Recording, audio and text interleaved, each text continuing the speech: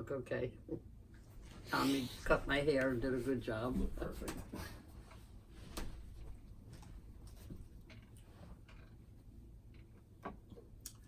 Okay, folks at Resonate Recording, this is Financially Speaking. I believe we are episode 25 or 26, I'm not really sure. And this will be my favorite episode of all time. No, it's not Bruce Springsteen, it's my mom, Bea Slater. So, I'm gonna take a sip of water and then we're gonna start.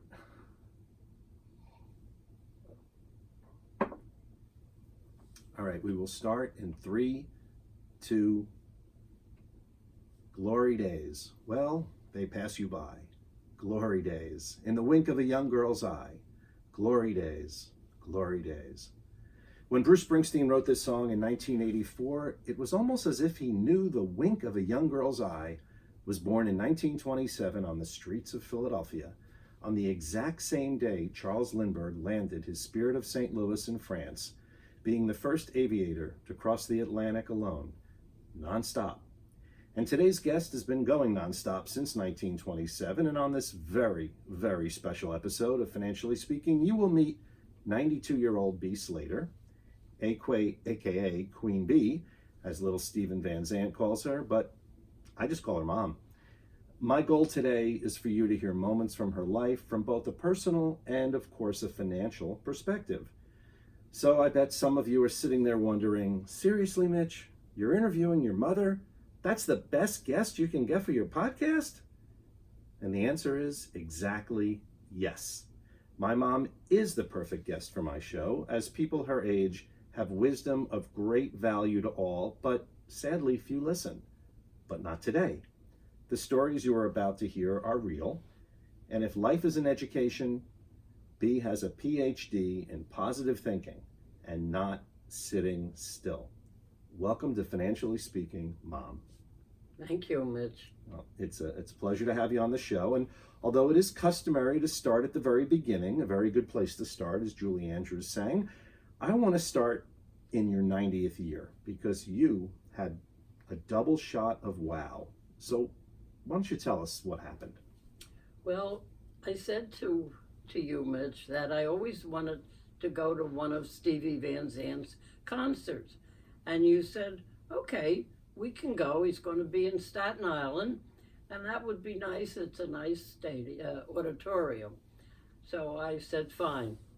So you wanted to do a little video of me accepting your invitation to go to the show, and you even bought me a t-shirt with Stevie's picture on it.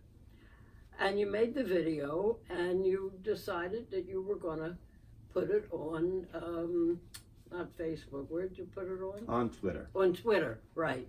Well, Stevie saw it, and he was very impressed. And Mitchell had met Stevie and his wife, and they contacted Mitchell, and they said, you know, I have an idea. And Mitchell said to Stevie, what do you want to do? He said, do you think your mother would like to introduce me? It's going to be my new song, and I would like to have her do that.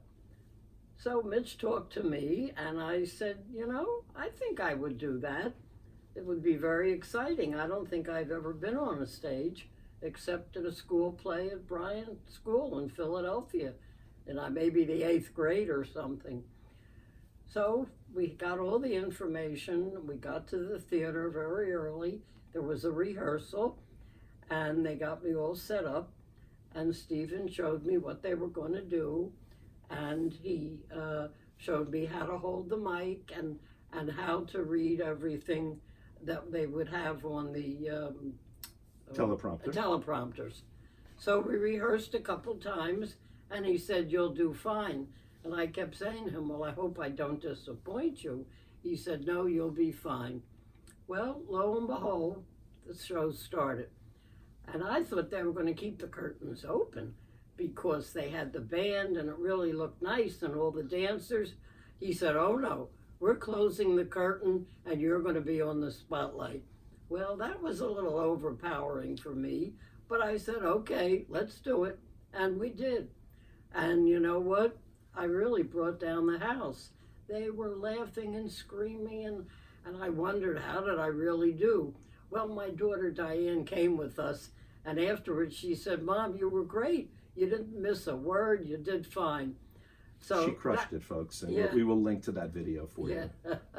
So that was great. And then I walked off and I felt like a real celebrity. People wanted to keep touching my hand, you know, when you walk down an aisle. And of course, we watched the whole show. And after people came up, they wanted to take a selfie with me. I was 90 at the time. I said, what do you want? No, you look great. So that was very exciting. And that was the first of my performances. Right, and after that, there was a lot of press. You know, Steve Van Zandt's obviously a big rock and roll Hall of Famer, and there was a lot of press all over the place. And I guess we fast forward, you know, after a lot of these articles came out in a variety of online publications and local publications. And then what happened next? Well, someone had seen the show, and they lived in Springfield, where I live. And they were somehow connected with Jdate, which I knew nothing about. I never did anything with that. And the woman from that lived in Springfield was in touch with my neighbor. She knew her. And she said, who was it in Springfield that was on Stevie Van Zandt? And my neighbor said, oh my God, that's my neighbor, my next door neighbor, Bea. She said, well, you know, they're going to have a little audition. They're looking for older women to be on a commercial. And so my neighbor said, well, I'll give you her name. And she called, but she called Mitchell because he's my agent. Yeah. So he took care of it. And Mitchell called my son in North Carolina and said, what do you think of this? He said, oh, I don't think Mom will want to do this. Well, I was in King's Supermarket, and I remember I was buying a steak, and Mitchell called me, and he told me, and he said, well, Jeffrey doesn't think you want to do it. I said, what? I'm going to do it. I'm going to go in. When do I go? And it was the week before Thanksgiving, and we went into the city, and a really wonderful casting agency, Paul and Donna Goldstein, it was kind of like a Woody Allen film. There were all these old Jewish women, yentas, which was the expression that they wanted for the campaign. And then you had your audition. How did that go? We went in. I went with my granddaughter, Georgia, and Mitch, and I went and I did the audition. And they give you a script where you tell a joke. Well, I screwed up the joke, but they said, we don't care. It was fine. And the audition, which should have lasted about 5 minutes, we were in there about a half hour. They were having a great time with me, and I was enjoying it, and they loved it. And next thing you know, I got picked with a couple other women that were there. Right, but you were hired as the lead yenta. I was the leading one. Which means she gets paid more than the other I got yentas. more money. Right. Right, that's right. And I even ended up with the Jdate jacket. Right. So then a few weeks later, we go into Brooklyn, where they're going to shoot. Brooklyn, and they've hired Mitchell Randall and Ford. Leslie, Mitchell's wife, and we wanted to see, because we heard there were billboards. Well, first let's talk about the experience, of shooting it. Oh, of shooting it. It was wonderful. They were really terrific. We got there. First they put out food for breakfast, and I met all the women. They were lovely. I think I was the oldest of all of them, but we got along fine. It was very comfortable. They had nice chairs to sit, and they let Mitchell stay with me, but he had to go in another room because he wasn't going to leave Brooklyn. And I think that most of them were from New York. Anyway, it took a long time. They took a lot of pictures. They hired an award-winning photographer, Randall Ford, who's done covers of magazines and has written his beautiful photo essays on animals specifically. He was wonderful, very, very patient with a lot of old ladies. He was used to working with lions and tigers and literally gorillas, so a bunch of Jewish yentas, no problem. And they gave us certain outfits to wear. They put different things on us. And we were there a whole day, and they even brought out lunch. I mean, they couldn't have been nicer. So fast forward now, it's about 6 weeks later, it's January, and all of a sudden, we didn't even know the campaign had started. And my son, the one from North Carolina, his friend lives in New York, and he called him. He said, Jeffrey, I just saw your mother on a poster near the station, near the subway stop. Subway stops. He said, what's going on? And then he told them. So, of course, we went in. We had to see it all. And then we went into Brooklyn. to the cheesecake. Junior's Cheesecake. Junior's Cheesecake. And they had this, oh my God, this billboard above the store. On Flatbush Avenue. It's one of the Flatbush classic Avenue. billboards in New York. And Oh years my ago, God. the Brooklyn Dodgers played at a stadium that was right near there. That's right, that's right. And we stood there, and Leslie walked me across the street, and there was a young couple standing there, and we're looking at the billboard. And they said, "Is that you?" And I said, "Yeah, that's me." And we went in, and they were very nice. They gave me a free cheesecake, but we did have lunch there. And then we went around New York, and we found different billboards. Yeah, there were over 300 of these subway stops and charging stations and giant billboards through the city. It was an incredible experience, and Even though a lot of people didn't know who I was or who was on the billboard, they would tell people, "I saw the greatest billboard with this lady. She wasn't so young." I think somebody found out, and they said, "Oh my God, that's Bea Slater." yeah, it was an incredible experience. So as we're recording the podcast, you're 92 years old, and you've seen so many amazing things in your lifetime, really an eyewitness to the 20th century. So what is your earliest memory from childhood? Well, I was about a year or so old when we moved to Catherine Street, West Philadelphia. And it was a wonderful, wonderful street, all young people, young couples, young children. My sister was 2.5 years older than me, and we shared a room. I can picture that room like it was yesterday. And we played on the porch and we played outside. It was wonderful. And we went to school. There was a local school and local shopping. And one of my very first memories, I really was a tomboy. I wanted to ride a bike. I wanted to play, I think it was called territory, with a penknife. So they got me a penknife, and we used to play stoop, and I rode a bike. And then I guess I forgot exactly the year, and I remember we were standing on our porch, and we heard about Amelia Earhart. I never forgot that. And of course, it was a lot of publication. And in those years, you got newspapers twice. And they had a morning news and they had an evening news. So there was a lot of news.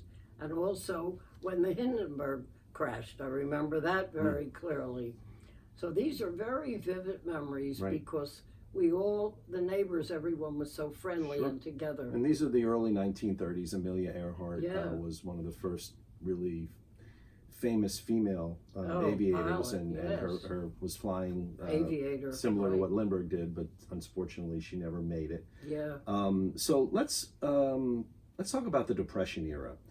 How did you feel during those moments, watching so many people, especially not just around the country, but in your neighborhood, struggle? Well, to tell you the truth, I did not know anything about the Depression. I guess because my father was a photographer and he had his own business. And I guess in those years there were no credit cards and the money came in, or by check. So we never were without food. The only thing I remember, but I didn't really know what it was, people would ring your doorbell and they would sell needles and pins and shoelaces. I just remember that like it was yesterday. But my sister, she remembered a family coming to the door. They had nothing to eat. And my mother brought them in the house and sat them down and made them a dinner. That she told me. I just did not remember that because I was much younger.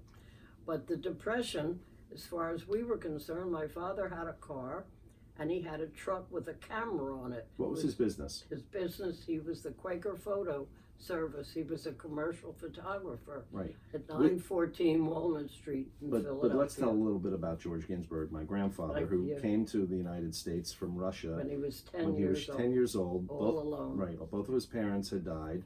He had two sisters that remained in Russia. All of his money was stolen on his way to Ellis Island. And fortunately, he had an uncle in Newark, New Jersey, who taught him a craft. Brought him in, and my uncle Henry Ginsburg was a Newark photographer. It was the Newark Photo Service, and they gave my father a home, and they took care of him, and he went to school. And he learned my uncle's trade. He learned to be a photographer. And that's really what helped get through the Depression. And that helped during the Depression. He was still able to have a business. He, was we married and had children. So there was always money. We did have the rationing for the gas. I remember that.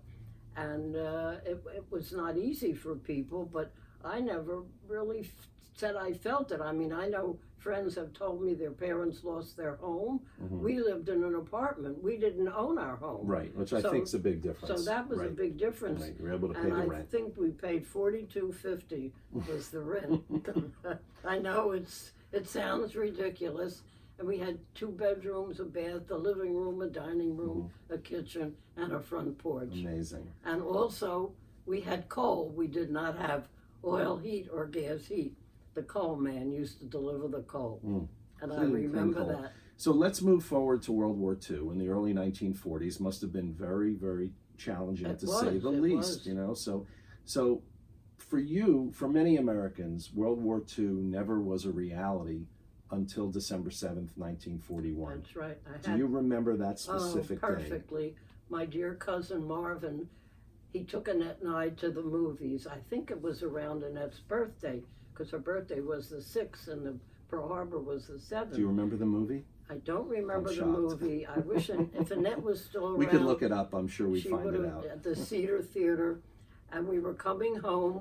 He was walking us home on Catherine Street. They lived on Christian Street, 2 blocks away, and we heard the news. And, it was devastating.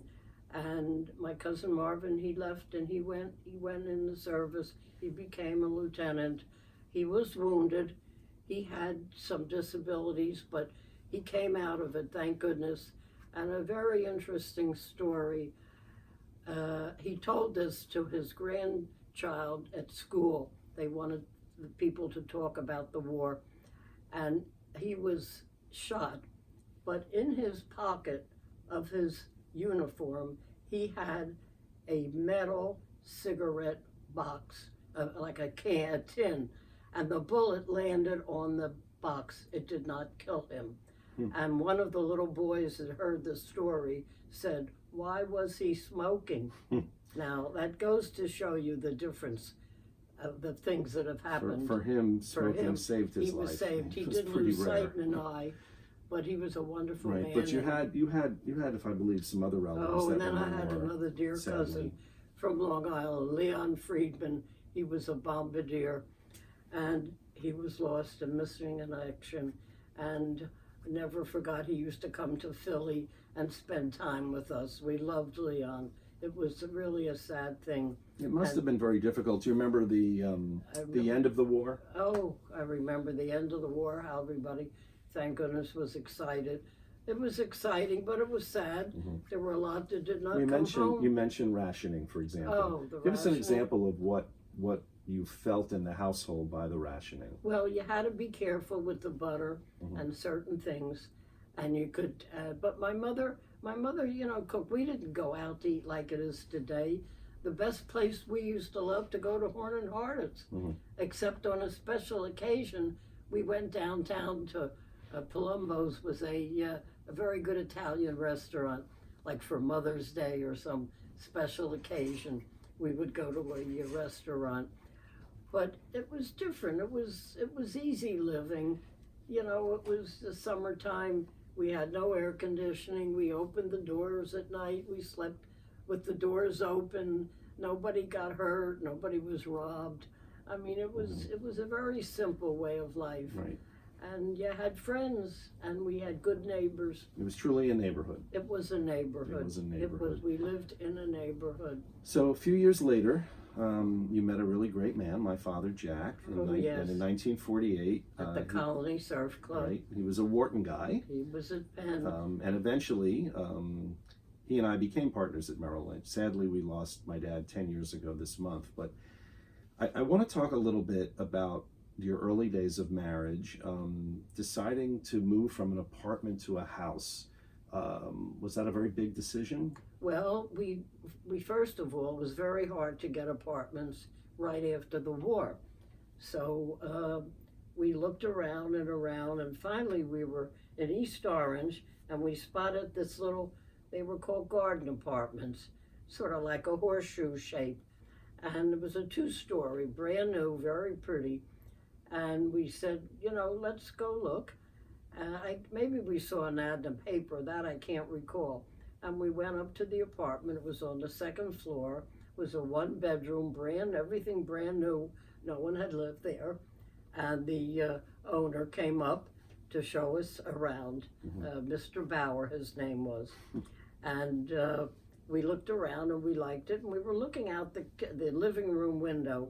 And he said to me and to Dad, look at that woman with that little boy in that little tailor tot. He said, that's my daughter and that's my grandson, Richard. And Richard was about 2.5, 3 years old. And Norma was the mother. And he said, I'd like you to meet them. And we went downstairs. We took the apartment right away. And I think it was something like, I don't know if it was $90 or $85. It was very good price. It was a good price. But then a few years later, you decided to look around, and you found in Springfield, New Jersey, your first house, we which looked around. We lived there 4 years, and Norm and Al became very dear friends, and we both moved the same time. We looked around, and for some reason, and I don't know why, we wanted a ranch. We didn't want an up and down. Now, for those of you that don't know what a ranch is, because we found over the years that people do think there's horses and coyotes running around. It's basically a one-floor house. And there was an ad for a house in Springfield, a ranch. They had built a few, and we were at the Tavern Restaurant in Newark, at Elizabeth Avenue in Newark, and Jack called, and they had already rented it. So we start looking around, and we saw the ad for the house on Warwick Circle. It had been up for a year, and the price was too high. They could not sell it. They wanted $26,500. It was a 3-bedroom, 1.5 baths, and a lovely house. And they lowered the price, and we got the house for $23,500. And here we are, 67 years later, in the same sitting house. in the living room of this house. But we did add on, yes, when Mitchell was born, we added on more rooms, more baths, and we've loved this house. So when you got in the house, for most people, I know this was my experience, you kind of spend all your money to buy the house. What was that like when you first bought it? Was it difficult because now you had to go get furniture and Yeah, well, we had some furniture from the apartment. We had gotten, I guess, wedding money and bought stuff. And wedding money was not like it is today. Right. But nothing cost us what it costs today. And my husband's parents were extremely generous, and they did give us some money for the house. And then gradually we start getting furniture. Right. But when we moved in, and 2 weeks after we moved in, my daughter was going to be 2 years old. We had very little furniture in the living room, but all the family came. My parents were living in Philadelphia, my sister, my aunt and uncle, they all came, and we made dinner. We had a little party anyway, and gradually we got more furniture, and we just loved the house. So when you after you bought the house, were you starting with Dad and you having conversations about planning for the future?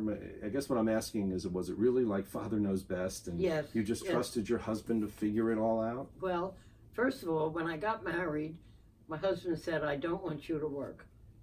I said, how'd you feel about that? Well, I said, why? He says, no, you stay home, we'll have family. And then he had a very young brother. It was 17 years difference in age. And I used to love to take care of Robbie. Do you think Dad said that to you, that I don't want you to work, because it was sort of the macho thing of the time? It was just sort of, it could have been. It could have been. I mean, he didn't have such a big job. He worked in, it was Bamberger's. Right. He was the safety director. Right. And, initially. Right. And I don't know, maybe he got $25 a week. Right. And you had not gone to university. No, I did not go to college. Was that something you had thought about, or you had conversations with your parents about? I was not that interested. I don't think I was the great. Well, I was a terrible math student. I know that. I was not that interested, and I liked photography because I watched my father do it, and I decided that I was going to take up and do child photography. My father gave me a nice camera. I used to go on the trolley car. I didn't drive, and I would go to people that I knew or word of mouth and take pictures of children. And I've spoken to someone, he's way late in his 80s now, I think almost 90. He still has the picture. I spoke to him not long ago in Philadelphia. So obviously, we live in different times, but let's talk about having kids. In 1950, you mentioned, my sister Diane was born, my brother Jeff in 54, and then, surprise, surprise, along I came in 1960. My bonus. Were you thinking about how you would pay for our college or the expenses of raising a family at that point? Well, my husband and I talked about things, but he was really the sole breadwinner, so to speak, and he took care of everything. I wrote a few checks for certain things, and I had a cleaning woman, and I paid her, and I think he gave me an allowance, and if I needed more, he gave it to me. He never said you can't have this or that. This is basically season 1 of Mad Men happening here. Yeah. But fast forward about, I guess, 20 years later, your oldest son, my brother Jeff, and his wife started a brownie business called Rachel's Brownies that was extremely successful. They sold it everywhere from United Airlines to Amtrak. President Reagan gave a speech at their plant. And it was just an incredible recipe that just blew up thanks to the brilliance of both my brother and sister-in-law in knowing how to market it. But one of the things that they decided, actually, what's the origin of you working for Rachel's Brownies? Well, because I think you had probably a business. Jeffrey said to me, a Quick Check had opened up in Springfield, and of course the Milburn Deli in Milburn.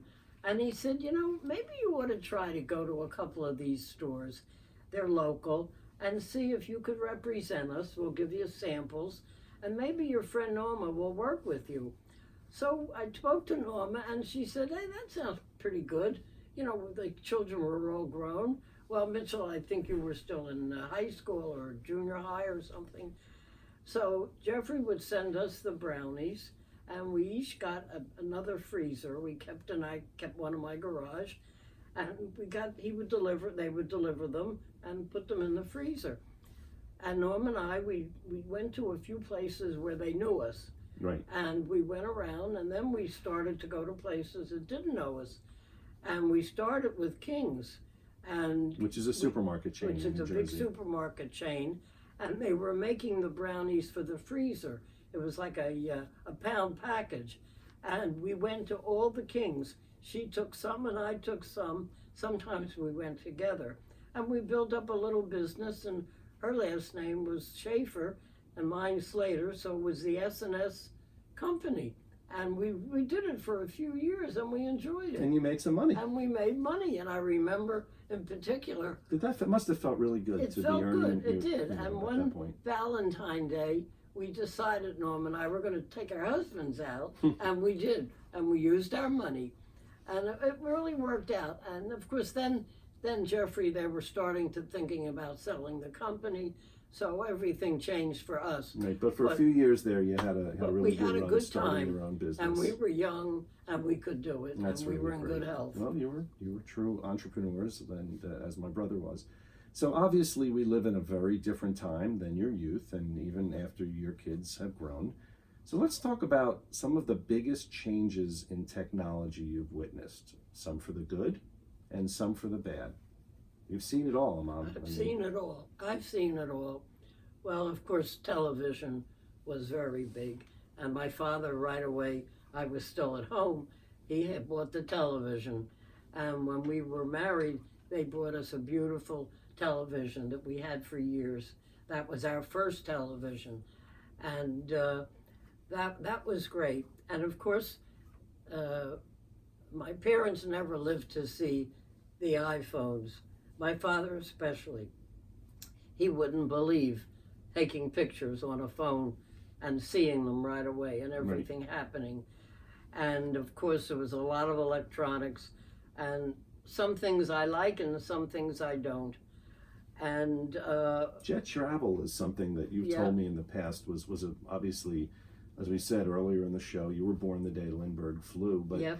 and obviously both, well, we'll just talk about World War II specifically. Aviation became more and more, but suddenly in the 50s, as we had the baby boom starting, more and more commercial airlines were happening. And if I recall, my grandfather, your father, wanted to go to Russia. Tell me of that story about My him father getting on a plane to Russia in, I think, 1959 or 60, which was he kept really unheard of. He kept in touch with his family in Russia. This is during when the he middle, could. the strongest part of the Cold War. Yeah, when he could. Then things got very bad, and he didn't hear from them for years. And then, for some reason, he decided to see if he could put a call in, and he did, and he spoke to them, and then we would hear from them, and they would want certain things. They had his sister had a grandson who only wanted dungarees, he called them, and she wanted hairnets, and she loved to read, and she loved Agatha Christie. We would buy things, and there was a place that would ship everything to Russia in Irvington, because I went with my father many times, and we would ship packages. Mm-hmm. And then my father was going to try to go. He wanted to go to Russia. And we were all very nervous. We thought we'd never see him again. That was what we felt. We went to, it was TWA Pan Am the night he left, when you could go in the airport and wave to people, not like today, they don't let you move. Anyway, he did go to Russia, and he had such a wonderful experience. Both his sisters were alive. One husband was still alive, one had died. One was a surgeon in the army. And my father went, and he spent a couple weeks with them. And they lived in a very small apartment, but they took care of him, even though he had money for a hotel. I forget what they called it. And but then they always had him for dinner, so he never used the money. It wasn't called script. It was something that they called. And when he left to come home, he bought caviar.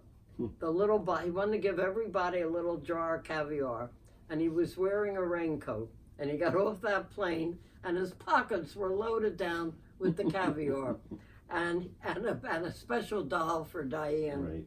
Right. For Diane, yeah. Right. Well, speaking of caviar, I wanted to talk a little bit about. Obviously, there's been a lot of inflation in the 92 years. Obviously, things cost more. But give us an example of some of the very basic things that you remember buying at childhood and what you would pay for it. I know you always talked about a candy store. Oh, yeah. Well, we had a wonderful candy store, Riesenbach's, and his son was a dentist. I think he made the kids eat the candy, so we'd go to the dentist. We used him, too. Anyway, if we were going to the movies on a Saturday, my mother would give us a nickel for candy. We didn't want to put it in the machine. We went to the store, and you got a bag full. But sometimes I'd come home for lunch from elementary school. Maybe I didn't like what my mother wanted to give me, so she'd give me a quarter. And we had a little grocery store around the corner called Pops. And she'd say, go buy what you want. And we would buy. I would buy a quarter of a pound of what was called lunch meat. It was probably pressed ham, a white bread, Philadelphia Bonds or Freihoffers, and tasty cake that cost a nickel. And I got 3 things for a quarter. Now, when I go into the convenience store, and I still love my tasty cake, they're $1.65, the same one. I always tell the man, you know, I'm from Philadelphia. It was only at 5 cents. Wow. But it's changed. Oh, yeah, of and course. I saw how prices changed. My mother was very good at math. I don't know why. She was also very good with coupons. Yeah, and coupons. But she would add everything up before they even had it in the register. And I remember seeing coffee like 39 cents a pound.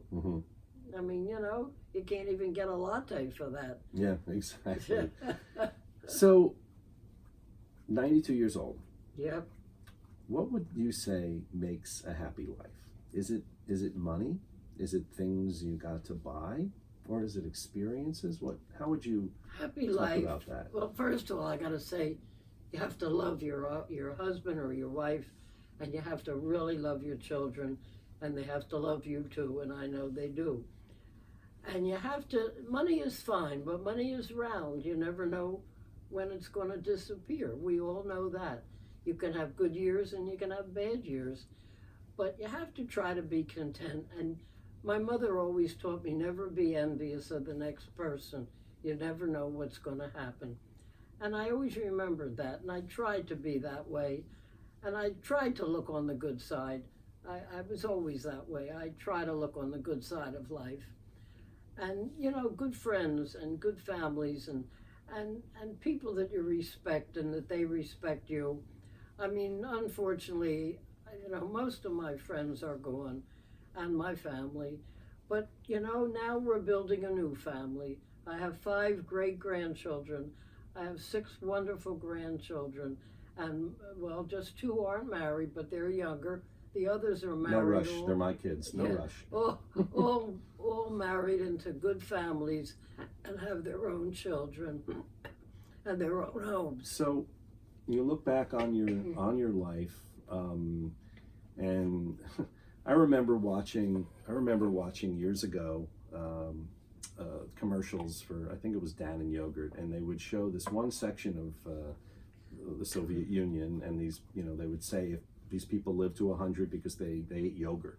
I always remembered that commercial. The yogurt. So, as you sit here at 92 years, and you are a very active 92-year-old, as we've talked about, and we have a little bit more to tell about that in a moment.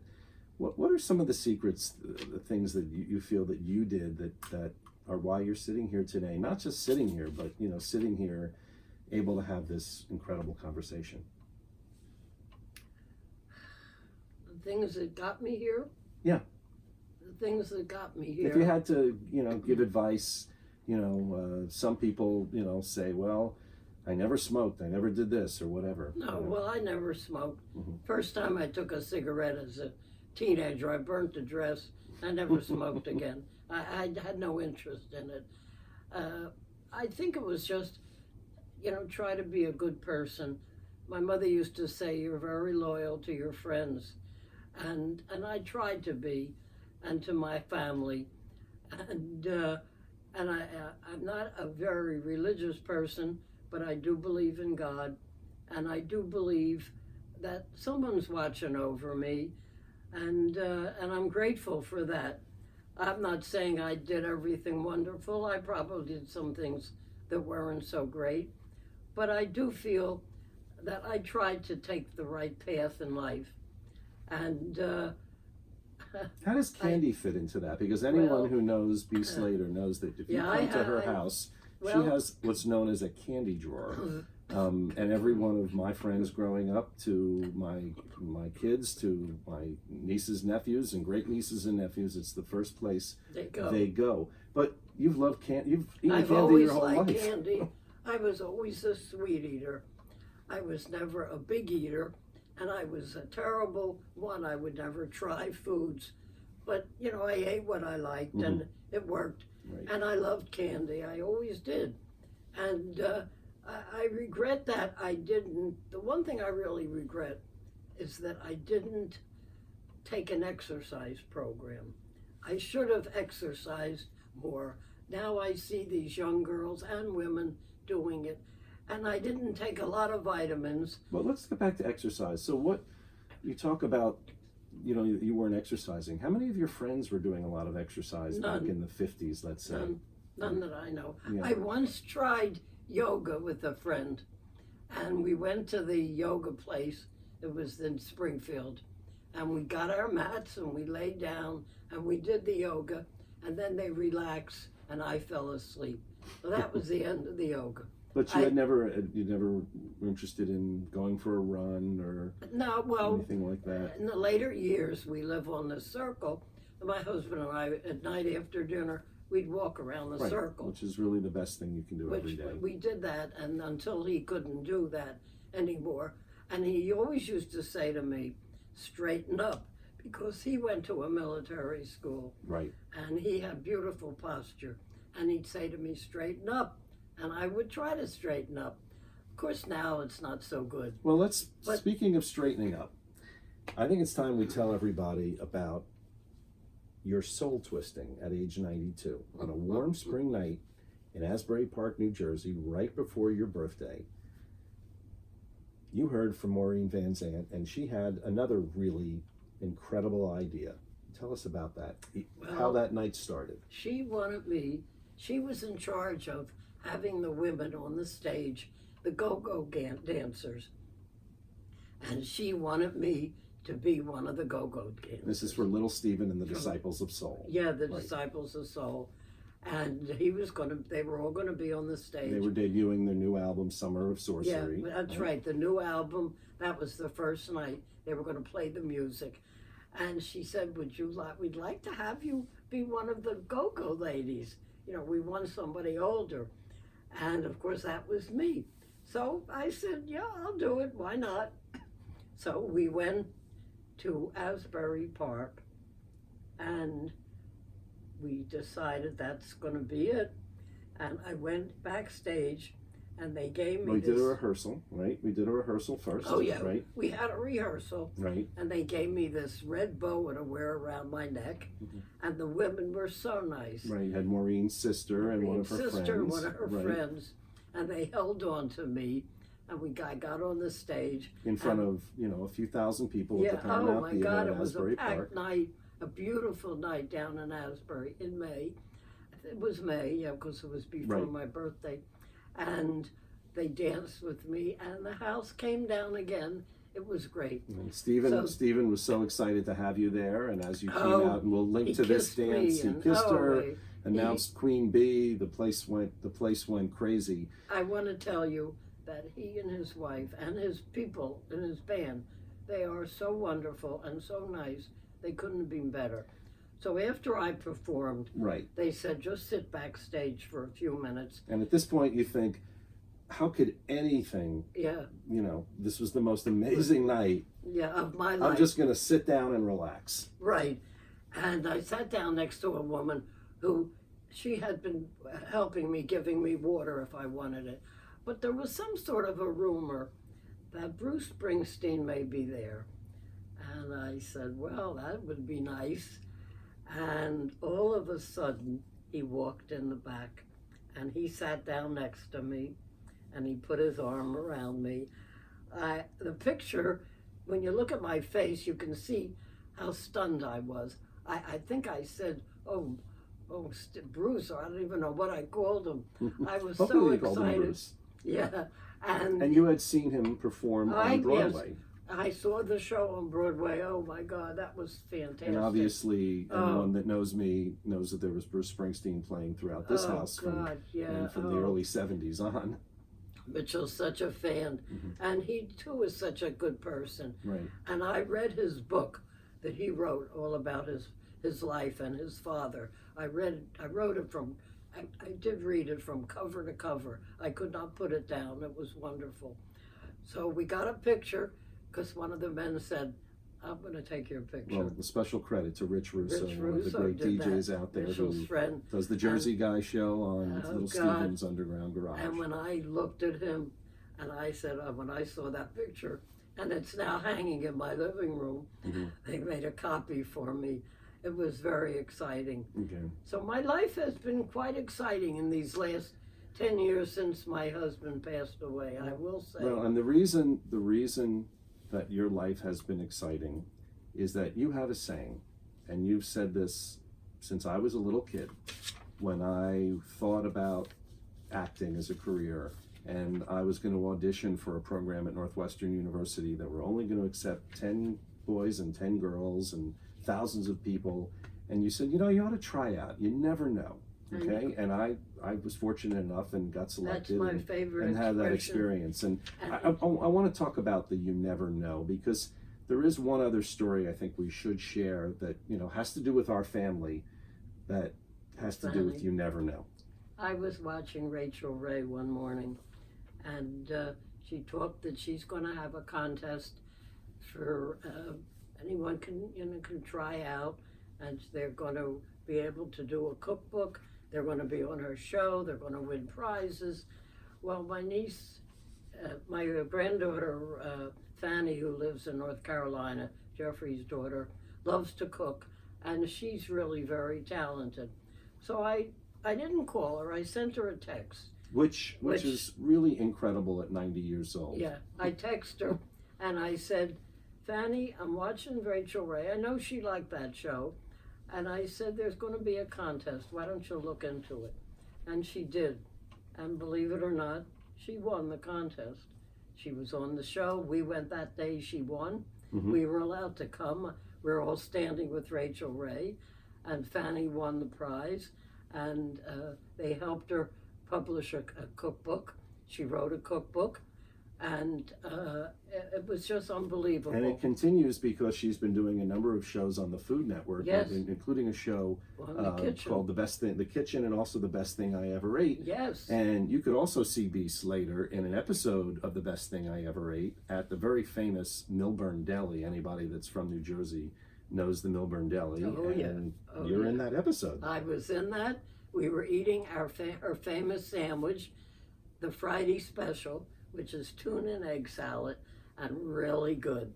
And the Milburn Deli, they were very nice to us, and we were able to bring a few people, and everybody got the sandwiches. So let's end on this. Oh, I have to do one thing for Leslie. Go ahead. Okay, something from my childhood. When we would go to get shoes at the shoe store before school started, it was a lovely store. The name happened to be Harrison's in Philly. And they would measure your feet like they still do. But then they had this machine where you put your feet in. It was an x-ray machine to see how your toes were. Well, when Leslie heard about that, and I told her that story, she couldn't believe it. I still can't believe it. Yeah, that they would x-ray your feet, but who knew that x-ray was so bad? We didn't know. I had an x-ray when I was pregnant with Diane because I was late. Mm-hmm. And the doctor said, well, we'll do an x-ray. Right. Oh my God, they'd never do that today. Mm-hmm. So, times have changed. Well, it must have helped her read. She's a great reader, my sister. So yeah. there was something yeah, from the x-ray. Something helped. And one of the great Beatle fans. So what would you like to tell your great-grandchildren's children when they listen to this recording, I don't know, decades from now, 50, 60 years into the future? Here's your opportunity to send them a message. Well, to all those that are here and that will be born in future years, I just want to tell you to try and marry someone who respects you and loves you and that you love, and have a wonderful life and live to the fullest. And remember, it's not always going to be perfect. There'll be ups and downs, but you can weather the storm. And just respect your family and respect the older people. I mean, some of us are here longer than others, and maybe it's just who's watching over us, as I said before, or maybe it's the good genes that my father had and his sisters. But you know what? You're going to make your life, and you're going to make friends, and you're going to live, and you're going to have a wonderful life. And remember me, if they talk about me, about your grandmother Bea. And you can talk about my ice cream that I loved, and my malted milks, and my candy drawer, and all my thank you notes that I've always written that are very hard to come by today because everything is on the computer. But that's all right too. I guess we have to live and let live as it goes. And I want to thank you, Mitchell, for doing this. This has been wonderful. Wow. And continue doing it and interview a lot of people that are interesting, because people like to hear these things. Well, that's exactly why we're doing this interview today. And I gave a lot of thought on how I would end this episode. I cannot possibly put into words how lucky I am to be able to not only have you, Mom, in my life, but be able to share you with the world. All right? Not just on this podcast, but with all of the wonderful fans you have from New Jersey to Australia, throughout Europe, Canada. I've watched these people take selfies with you after you danced on stage with Stephen and Maureen, and then hanging with Bruce, who, was anyone that has listened to the show or knows me at all, will be an image that I will never forget. And thank you to my friend Rich Russo again for that. But for now, thank you for sharing your stories from the last 92 years. And I can't wait to see what your next adventure will be. Because as you always say, you never know. So unfortunately, due to copyright laws, I can't play a song to end this show, but I can read you a few of the lyrics from it. And you heard Bruce sing this song, The Wish, live when you went to see him on Broadway. It ain't no phone call on Sunday, flowers, or a Mother's Day card. It ain't a house on a hill with a garden and a nice little yard. I got my hot rod on Bond Street. I'm older, but you'll know me in a glance. We'll find ourselves a little rock and roll bar, and baby, we'll go out and dance. And you've danced for 92 years, and I know you'll continue to do that. Thank you, Mitch. You've been so wonderful.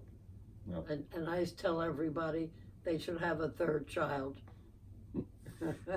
well, that's our show this week, and thanks to Resonate Recording for the post-production, and thank you so much for listening and following the show on Spotify. And remember, when it comes to saving for at least the next 92 years or so, pay yourself first. Have a great week.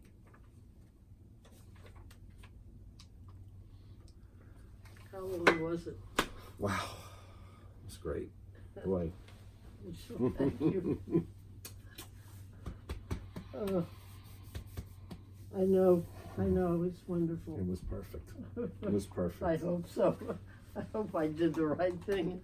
You did you. I think I had everything that I